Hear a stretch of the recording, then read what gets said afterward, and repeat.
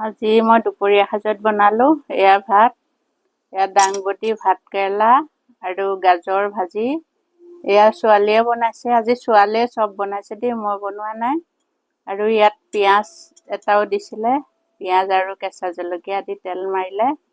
আৰু এয়া অমিতা খাৰ মাছৰ মাথা দি, আৰু এইটো দাইলত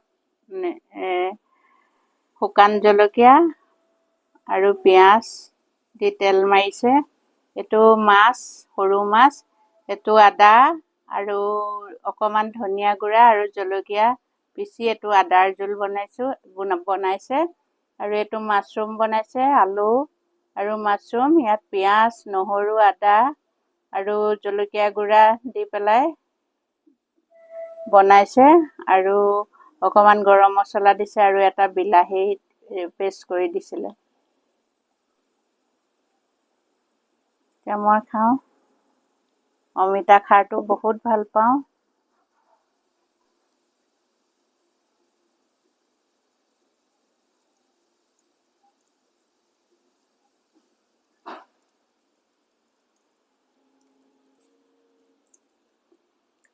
বহুত ভাল লাগিছে। ইয়াত কেঁচা জলকীয়া, আদা, অকণমান নহৰু পিচি দিছে।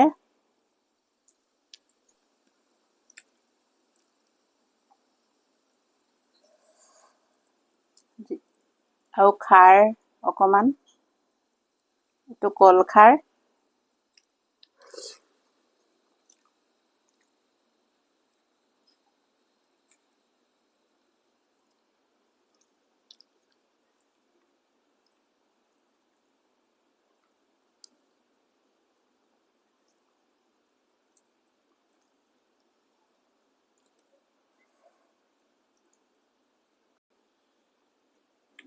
এইটো সৰু মাছৰ আদাৰ জোল।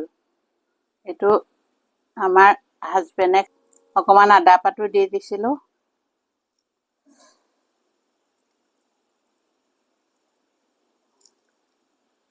আদাৰ জোলটো মই বনাইছোঁ আকৌ।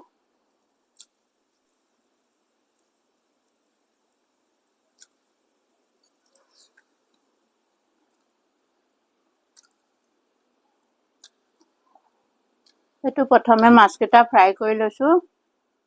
তাৰপিছত আদা, জলকীয়া দি পিচি পেলাই দি দিছোঁ। তাৰপিছত অকণমান পানী, নিমখ, হালধি দি দিছোঁ।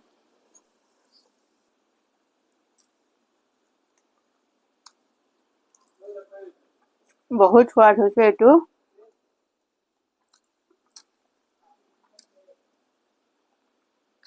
এইটো মোৱা মাছ, এনেও খাই ভাল লাগে।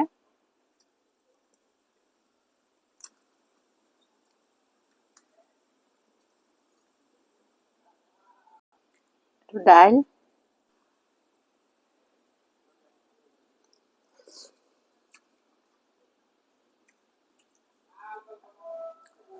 দাইলটো সোৱাদ হৈছে।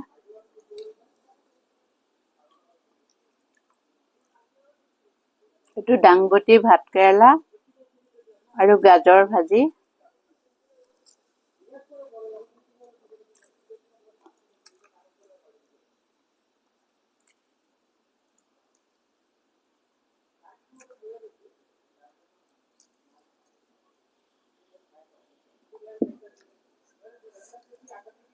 এইটো মাছৰুম, এইটো মাংসৰ নিচিনা বনালে বহুত টেষ্ট হয়।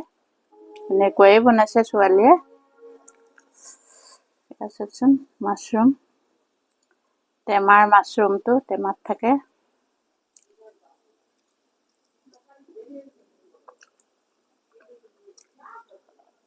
হোৱা সময়ত গৰম মছলা অকণমানো দিছে।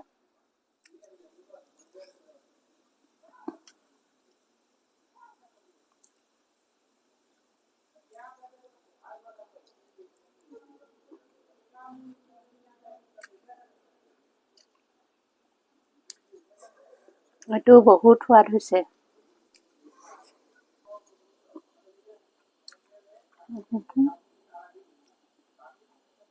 এইটো ঘৰতে পিচি থোৱা শুকান জলকীয়া গুড়ি দিছে ইয়াত।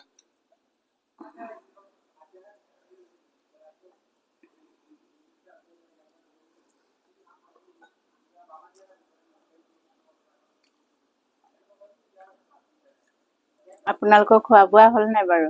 এতিয়া আপোনালোকেও খাওক, ময়ো খাই লওঁ।